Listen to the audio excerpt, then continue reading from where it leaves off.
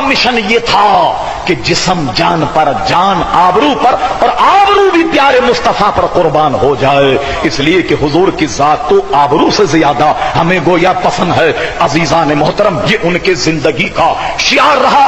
غرض یہ کہ اعلی حضرت امام اہل سنت کا جب وقت آخر آیا، اللہ اکبر، ایسا لگتا ہے کہ ایک پروگرام کے تحت جا رہے، سبحان اللہ۔ گھر والے اچانک رونے لگے تو فرما جاؤ، آرام سے سو جاؤ گھر جا کر، یہ وہ رات نہیں ہے جو تم سمجھ رہے ہو، یعنی یہ کہ تم یہ سمجھ رہے ہو کہ میرے انتقال کا وقت، نہیں، آرام سے جا کر گھر سو جاؤ۔ اللہ اکبر۔ اور جس دن وصال کا وقت آیا، فرمایا مولانا حامد رضا کہاں ہیں؟ ان سے کہو کہ وہ نماز جنازہ پڑھائیں۔ حدیث شریف سے جو میں نے 14 دعائیں مرتب کی ہیں وہ تم نے یاد کی یا نہیں؟ اگر وہ انہوں نے یاد نہ کی تو صدر الشریعہ مولانا امجد علی سے کہو کہ وہ میری نماز جنازہ پڑھائیں، اور فرما سنو کہ جس وقت میرا جنازہ اٹھے، خبردار میری شان میں کوئی شعر مت پڑھنا، کوئی میری شان میں منقبت مت پڑھنا، کوئی میری شان میں شعر مت پڑھنا۔ اور جنازہ اٹھانے کے بعد کچھ پڑھنے کو طبیعت چاہے، اللہ اللہ، وہ عشق رسول کا کیسا پیکر تھا، کہا کچھ پڑھنے کو جی چاہے تو پڑھنا کعبے کے بدر الدجا تم پہ کروڑوں درود، یہ نعت پڑھنا۔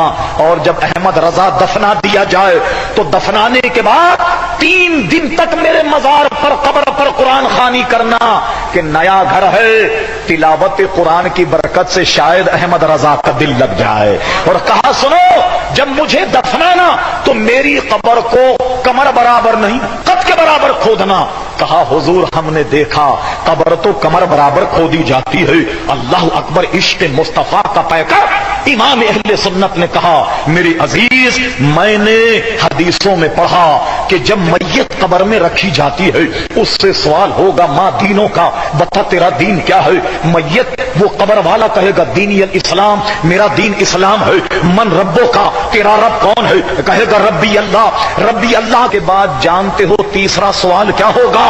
اللہ اللہ۔ مسلمانوں بلند آواز سے درود شریف پڑھو، اللہم صلی اللہ سیدنا مولانا محمد معوض الجود والکرم وآلہ وبارک وسلم صلاۃ وسلام علیک سیدی یا رسول اللہ۔ فرمایا کہ تیسرا سوال یہ ہوگا کہ ہر مرنے والے کی قبر میں مصطفیٰ کا جلوہ ہوگا۔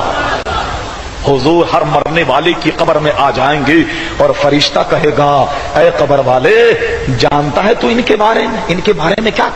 ما کنتا تقول فی حق حاضر رجل، یہ آدمی، یہ مرد جو تیرے سامنے کھڑا ہے یہ کون ہے؟ وہ کہے گا ہوا محمد صلی اللہ علیہ وسلم۔ اے فرشتوں، یہ تو محمد ہیں صلی اللہ علیہ وسلم۔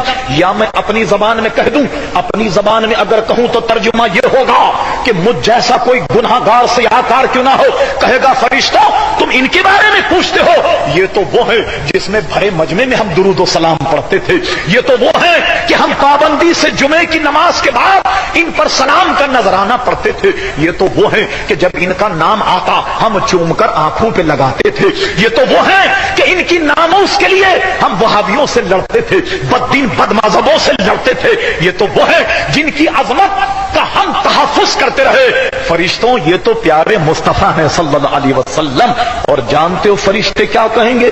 اللہ اللہ، فرشتے کہیں گے نم کنومت العوس، اے قبر والے اب تو ایسے سو جا جیسے دلہن سوتی ہے، ایسے سو جا جیسے دلہن سوتی ہے۔ تو امام احمد رضا کہتے ہیں میرا ایمان ہے کہ حضور قبر میں جلواگر ہوں گے، جب حضور قبر میں جلواگر ہوں گے تو قد آدم قبر ہوگی تو احمد رضا کھڑا ہو جائے گا اور پڑھے گا مصطفیٰ جان رحمت پہ لاکھوں سلام، شمع بزم ہدایت پہ لاکھوں۔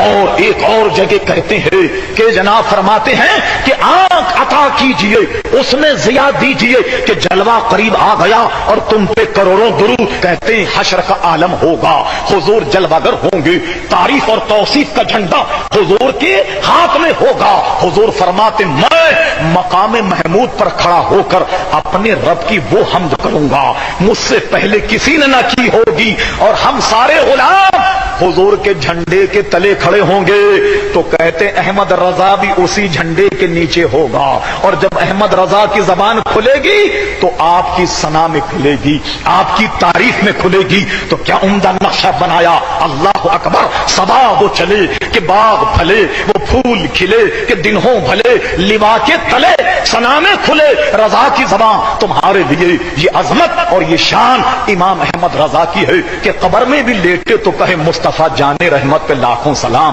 حشر میں جب مصطفیٰ کے جھنڈے تلے آئے تو تب بھی یہ کہے کہ مصطفیٰ جان رحمت پہ لاکھوں سلام۔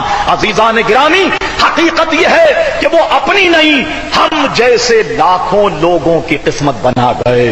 ہمیں ایمان، عقیدہ امام احمد رضا فاضل بریلوی کے صدقے میں ملا۔